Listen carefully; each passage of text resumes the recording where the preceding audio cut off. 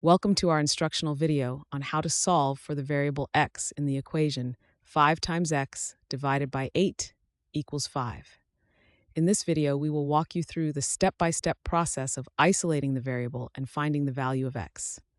Let's get started. To begin solving the equation 5x over 8 equals 5, we need to isolate the variable x. This step involves removing the fraction.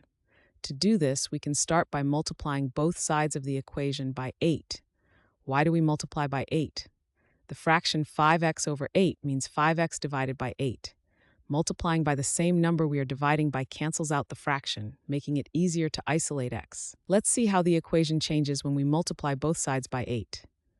Left side, 5x divided by 8 times 8 equals just 5x because the 8's cancel out.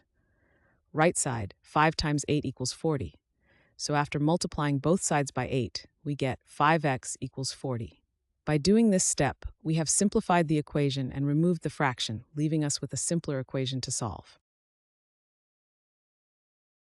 Next, we need to isolate the variable x on one side of the equation, and this requires removing the coefficient attached to x.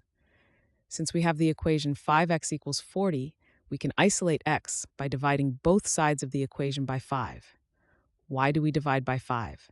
We divide by 5 to cancel out the coefficient of 5 that is multiplying x. This allows us to get x by itself on one side of the equation. Let's see how the equation changes when we divide both sides by 5. Left side, 5x divided by 5 equals just x because 5 divided by 5 equals 1 and 1 times x equals x. Right side, 40 divided by 5 equals 8 because dividing 40 by 5 gives us 8.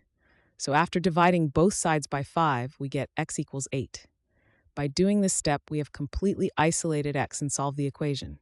In simpler terms, the value of x that makes the original equation true is 8. Thanks for watching. I hope this video has helped, and if it did, please drop me a like.